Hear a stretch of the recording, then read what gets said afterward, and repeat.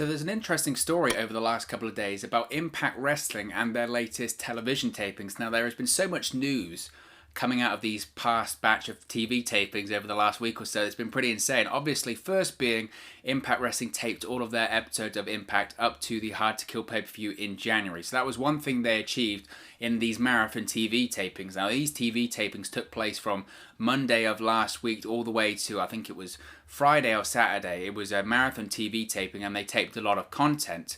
Obviously, another story coming out of that was the positive test and the Impact talent not being happy about not being informed about this, the lack of testing. We've covered all of this in other videos we've done on the channel, so be sure to check those out. Links will be in the description box below and some cards will appear during the video. But another story coming out of the latest round of TV tapings is Impact Wrestling taping multiple endings to several stories ongoing right now. Now, this is according to a report from Fightful Select. That's their Patreon service over there at Fightful. Be sure to check it out and subscribe. Lots of interesting and exclusive information that they post regularly on the platform, so be sure to check that out. But according to Fightful Select, Impact Wrestling has made the decision to take multiple endings to several stories due to the recent turnover on their roster and the potential for it to happen again in the near future.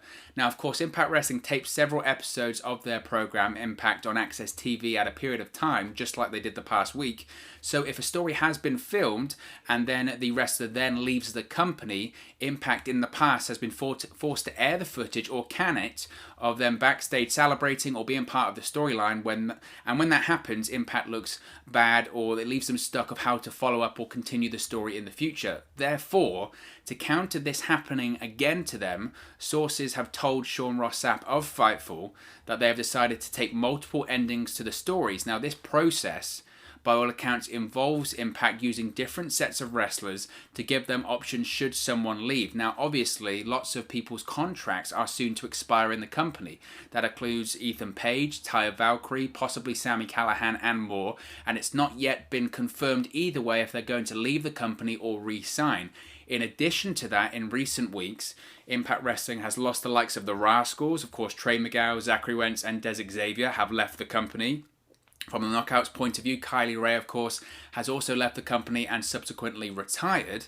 Now, obviously, in this report, Sean Ross Sapp didn't mention specifically which stories Impact Wrestling have decided to tape multiple outcomes to, but I'm sure we'll see in the coming weeks as to which directions they're heading for this storylines. That could actually probably tell us the future of these talents that could potentially be leaving Impact in the future. Now, it's not just endings to stories and using different talents that Impact has been taping.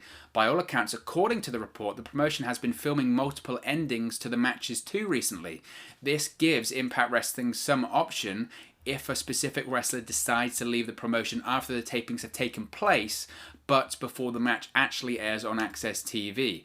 Impact can then decide which wrestler will be shown winning the match when the show does eventually air on TV or on Impact Plus in the case of Final Resolution, which is coming up in the coming weeks. Now, of course, Impact has run into some problems over the last year when it's come to taping certain events and then talent leaving the company. Of course, at Bound for Glory, it was unsure what Impact would be doing post Bound for Glory due to Kylie Ray not appearing at the tapings over that course of the days which they tape Bound for Glory and Impact on Access TV. They were also left scrambling earlier this year when the likes of Michael Elgin and Joey Ryan were alleged to have committed acts as part of the hashtag Speaking Out movement. Again, they had already taped content, they had to axe it, cut it, or in certain cases air it. Now, as I mentioned previously, Impact could be in a spot of bother when it comes to talent appearing at the tapings and then leaving the company. You have the likes of the three members of the Rascals recently leaving the company. Both Ethan Page, Taya Valkyrie, and others reportedly have contracts that expire soon as well, hence why Impact have decided to take multiple outcomes to matches and storylines and segments over the last week or so. Now, if you're a bit skeptical about the validity of this story, well, Tommy Dreamer's pretty much confirmed it during a recent episode of his podcast. During the latest edition of his House of Hardcore podcast, Tommy Dreamer commented on Impact Wrestling shooting a second version of Rich Swann's Impact World Championship victory at Bound for Glory last month.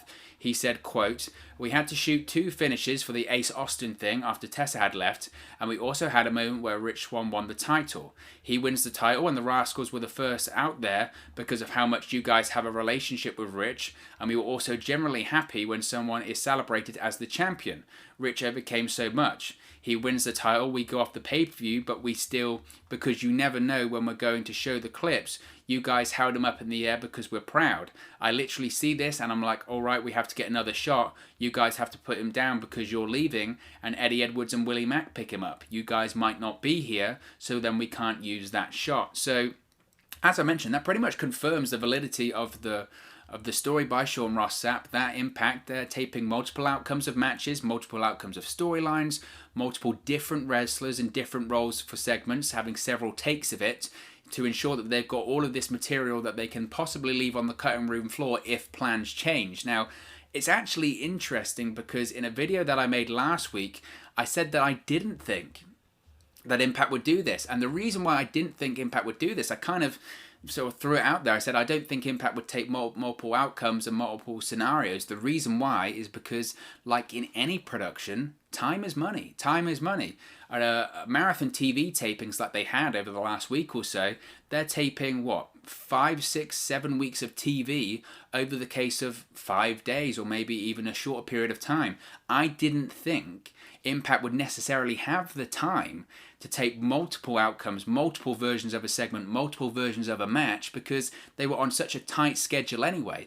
On top of that, the longer you're there taping for, the more money it's going to cost you. Now, obviously, we know Impact Wrestling a while back. They're well funded. They're owned by Anthem, who also own Access TV. They're a wealthy company, but this is the same company that is allegedly at these TV tapings not doing full testing during this pandemic. Therefore, you do have to question, is that a monetary issue or is that just a laziness issue when it comes to Impact Wrestling? Nevertheless, time is money when it comes to production. Therefore, I just didn't think they would do it because of the time factor and the money factor there.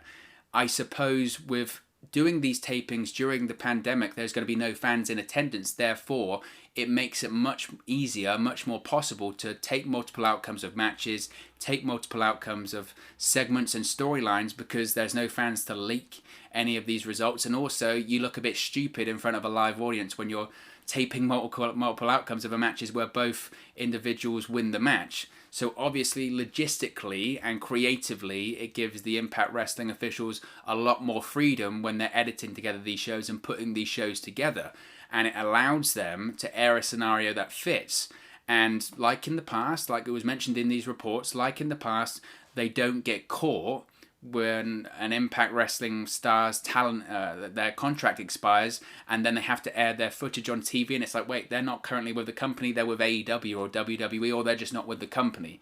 It allows them to be a lot more flexible when deciding what they're going to air, and allows them to, I suppose, get a little bit ahead of these contracts expiring, and you don't get caught if the talent does leave, or if they get injured, or anything like that. So that's that, and I suppose a lot of people could credit Impact during all of that, saying, well, it's them doing a lot of forethinking, right? They're putting a lot of forethought into what are we going to air in 4 or 5 weeks' time. But the way I look at it is kind of the opposite. When I was reading these reports and I saw that Impact was taping multiple outcomes to storylines, to stories in general, to matches, just in case someone decides not to re-sign with the company, like an Ethan Page or a Taya Valkyrie, my immediate reaction was, this all seems to be really avoidable, to be honest, really avoidable. And I kind of thought, if you're Impact Wrestling, you need to get your house in order. And the idea of, okay, well, these people might be leaving, so we're going to take multiple outcomes and we're going to tape multiple versions of a match, multiple versions of a segment, because these talents are out of contract. They might re-sign, they might not re-sign. We're doing these bulk TV tapings. Let's just tape loads of stuff and then we'll edit it all together. If they leave, we won't air it. If they leave, we'll put something else in. If they stay, we'll air what we originally intended to air. I don't know. The thing that just keeps popping into my head is, why wouldn't you get the contract sorted?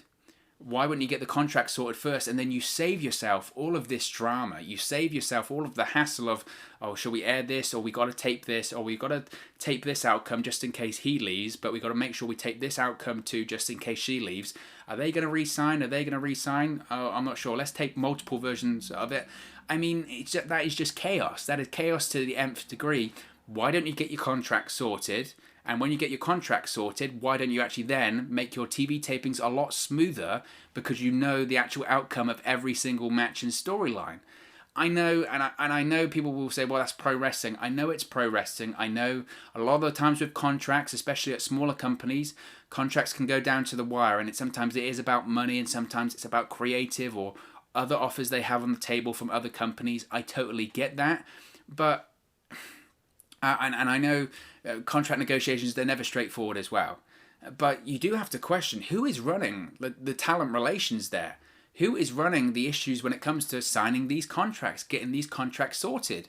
If this was WWE, and it has happened to WWE in the past, and it's happened to TNA when they were bigger in the earlier 2000s, it happened to them, and every time this scenario happened to them, whether it's WWE or TNA, right? The great example is Rick Rude back in the Monday Night Wars. He was on Raw and WCW Nitro at the same time, because he appeared on Raw when he was doing the per appearance deal with WWE, and he appeared on Nitro live. Raw was taped, Nitro was live. He appeared on Nitro because then he signed a deal with WCW after the Montreal Screwjob.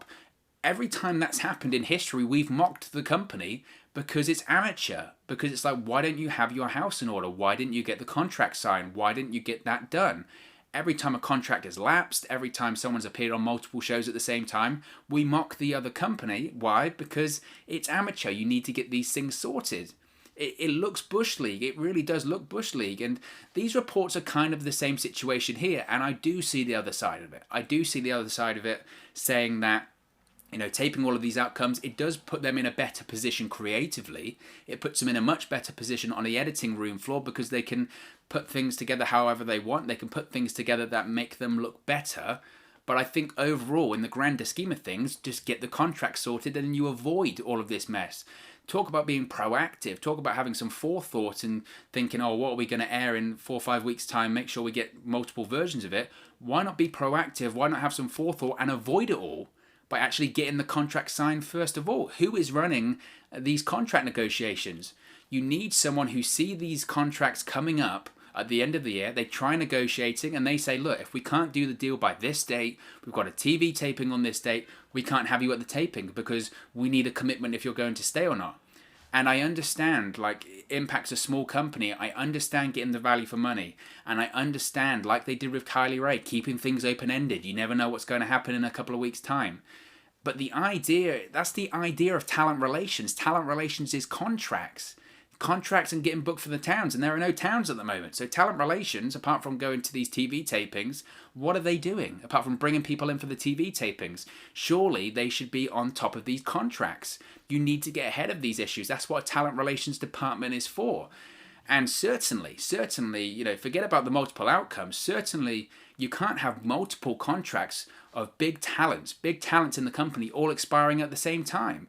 You have the Rascals, Ethan Page, Taya Valkyrie, Sami Callihan. Those are the ones we know about. It could be more. All expiring at the same time. Did no one have a look at the calendar and say, that's a lot of contracts expiring at the end of 2020. Maybe we need to get ahead of that. Or if not, we need to start bringing some people in or building some stars, because otherwise we're kind of stuck here with a lot of talent going out the door and a lot of footage that we can't use. So surely you have someone that says, we can't have all of these contracts expire now. It would hurt the roster massively. And even if a couple of those names go, it will hurt the roster massively, let alone all of them. So you've got to get ahead of the issue, get ahead of the problem. I said, have some forethought, be proactive, have some planning. And I get that, obviously, 2020, just in general, not just in pro wrestling, I get 2020 is a year unlike any. But this idea that, oh, we're going to tape all of these versions of the storylines and we're going to tape all these versions of matches just in case this person leaves because we can't come to terms with a contract, it does look amateur. It does look amateur, especially on the backs of reports that you're not allegedly doing all of this testing at the tapings, and people are finding out through gossip backstage of positive tests. Now you're not on top of your contracts either. It does look amateur. Taping multiple outcomes, I suppose it is a smart workaround to keep it open-ended, but it's a band-aid over what is the real problem of you're not getting ahead of these contracts and you're not getting these contracts done. Again, what is talent relations doing? Because you can only do that outcome. You can only do that scenario of, okay, we're going to do all of these different outcomes. You can only do that because there are no fans. If there are fans at these tapings, they wouldn't be doing this. Why? Because it would look really amateur. Can you imagine all of the reports on social media, and can you imagine the videos and the pictures of one person winning and the other person winning? Oh, I didn't see that. I saw this guy win and we saw both guys win, because it would kill kayfabe. Most importantly, I mean, I know kayfabe is dead anyway, and everyone knows it's a work, but you still go to a wrestling show to expect to be sucked in somewhat, right? You still go to a wrestling show to expect to see a winner and a loser. You don't go to a wrestling show to see multiple outcomes. It would look Bush League. And again, I suppose you could say Impact are taking advantage of bad circumstances when it comes to the pandemic. But I really do think that the bigger issue here is you've got to get ahead of the issue. You've got to get ahead of the issue. Get talents re-signed early. 1 year out, start discussing it with them. 6 months out, maybe get the deal signed, or at least get a commitment, a verbal commitment that you're going to stay. Certainly don't let multiple big name talents that all have big deals and big storylines going on at the company, don't let that all expire at the same time. This multiple outcome situation, it's just a workaround. That's all it is. It's a workaround. I think, and again, I think of the finances behind it. Think of the time and money you're wasting by redoing these segments, redoing these finishes, redoing these matches. Why don't you actually, spend that time negotiating, spend that time re-signing the talent, and if you can't re-sign them, say, we can't use you.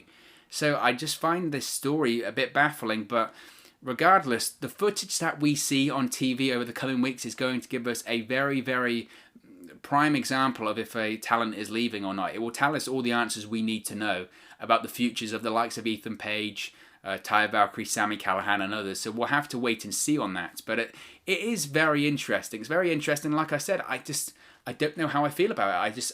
I look at it and I think, why not be proactive there? And it's the idea of, oh, well done Impact for being really proactive and filming all of these outcomes. But in reality, it's, why aren't you proactive enough to get the contract signed? It baffles me. It really does. But before we end here, I want to talk briefly about Jimmy Rave. Now, this is a really sad story regarding former Ring of Honor and Impact Wrestling star Jimmy Rave. He announced that he's officially retired from in-ring action. This is according to an announcement on his Twitter account. But unfortunately, Jimmy Rave has been forced to hang up his boots due to an infection in his left arm, which left doctors with no choice but to amputate it from above the elbow. Now, posting on Twitter, Jimmy Rave had this to say about the tragic situation. It's just a horrific and such a sad situation. He said, quote, "I've been very blessed for the last 21 years in professional wrestling and getting to live out my dream. Today, that dream has ended for me and I have a new reality. This past Tuesday, my world came crashing down when doctors found an infection in my left arm. I tried toughing it out, but by the time I saw a doctor, it was too late and they had to amputate my left arm above the elbow, thus effectively ending my in-ring career. I appreciate everyone who has supported me or anyone who has pegged me with a roll of toilet paper. To my brothers and sisters I've shared the ring with or locker room, thank you for always pushing me to be better. Thank you to all of my mentors and my students who allow me to still feel needed. This was the hardest thing I've ever had to type. If you have any questions or comments, please feel free to DM me. Please take your health much more seriously than I did. I am sorry for anyone I have let down. Support pro wrestling, Jimmy Rave." Now, quite frankly, he has not let anyone down at all. It's a horrible story, an absolute horrible story. And obviously, I wish the best to Jimmy Rave. It's just such a sad story. Obviously, during his time, this is why I put this in this Impact video, Rave actually, with Impact Wrestling, he formed a tag team with current AEW wrestler Lance Archer. They went by the name of the Rock and Rave Infection. I enjoyed their work in Impact Wrestling. They were also later joined in the group by Christy Hemme. And this guy was in the business for 21 years, and he certainly made an impact, no pun intended, and it's just a really sad story when I saw it, but like everyone else, there's been a huge outpouring of support for Jimmy Rave, so I really did want to just touch on that and just say everyone's thinking about him and wishes him the best in the future. I really do hope that he can still be involved in the pro wrestling industry somehow, some way. Because you never lose that bug, you never lose that desire. It'd be horrible to see him not be in the business at all. So hopefully he makes a full recovery and recovers as best he can, and hopefully he can still be involved in the business and we send him the very, very best. But of course, as always, when it comes to the taping multiple outcomes, this is just one man's opinion. What are your thoughts on Impact Wrestling taping multiple outcomes of their storylines. Let me know your thoughts in the comment section below. I'll be sure to respond and reply to all of your comments. Really enjoy interacting with you guys, chatting about Impact Wrestling here on the channel. If you have enjoyed this video, please do smash a like on the like button. Really does help us out here on YouTube, go up the rankings and get into people's recommendation feeds if they haven't seen our videos previously. But most importantly, if you haven't already, please do subscribe to Wrestle News 365. You can do that by clicking the bottom right hand corner of the screen right now, or if you wait a few seconds, there'll be a subscribe button at the end of this video along with another video for you to watch. Thank you very much for watching, listening, streaming, or however you come across this video today, and I'll speak to you again very, very soon. Hey guys, thank you for watching, listening, streaming, or however you come across this video today. Be sure to click on the video on the right there to watch our next video, or click the bottom there to subscribe, or the bottom right hand corner. Thank you very much, and I'll speak to you again very soon.